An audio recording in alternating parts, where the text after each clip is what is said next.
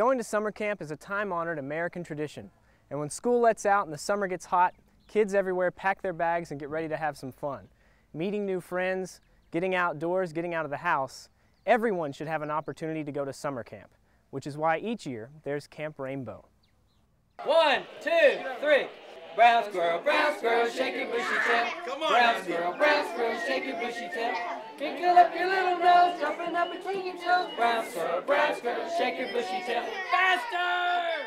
Camp Rainbow began in 1983 with only 14 campers and was developed to provide chronically ill children the environment and fun of summer camp. Diane Miner, a pediatric nurse in Clarksville, Tennessee, helped create Camp Rainbow and for 1 week each year serves as the camp's director. 23 years ago, there were no other camps for these kids.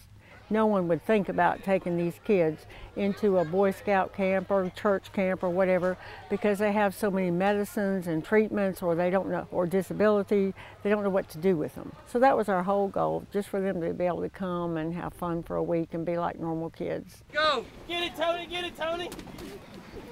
You might think that Camp Rainbow would be expensive with 24-hour one-on-one counselors, a full medical staff, and lots of fun activities, but kids don't pay to come to camp.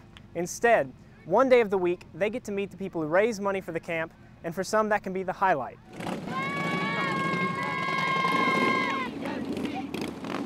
And Bikers Who Care, an organization of riders based in Clarksville, Tennessee, is the financial backbone of Camp Rainbow. The bikers, they were thought of these mean, rough guys, you know, carrying knives and tattoos and better lock up your purses and all that stuff. They've gone from that reputation to being truly caring people, taking care of the kids.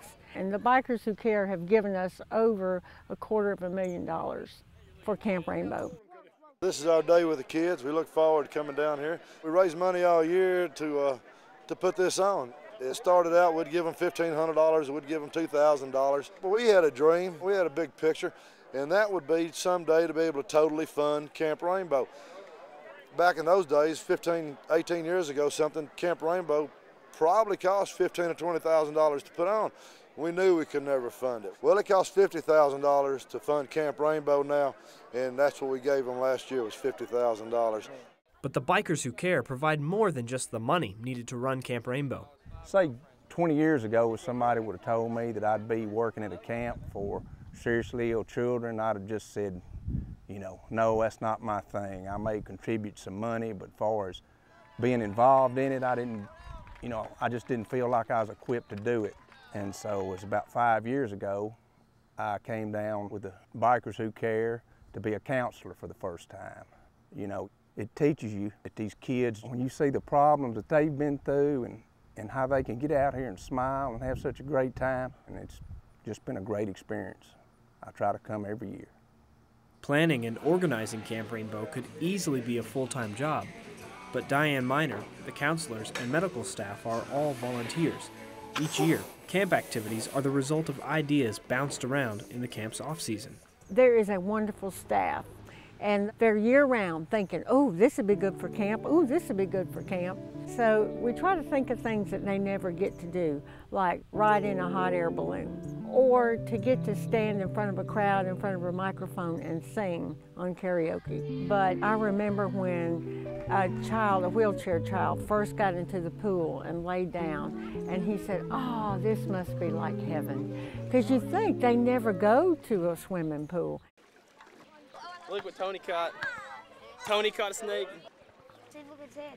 When the campers arrive, they are each paired with a counselor who is their companion for the week.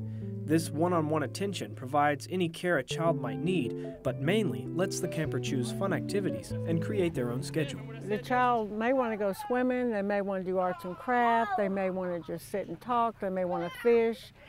But we like to have one-on-one so they can go do whatever they want.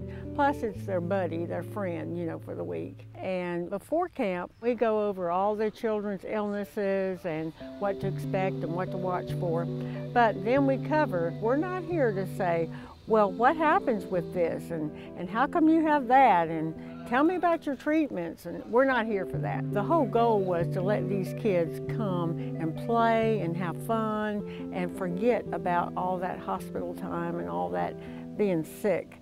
One little boy who was a new one came here and he was up at the pool and he was going to take his shirt off. And then he stopped because he realized he had a portacast.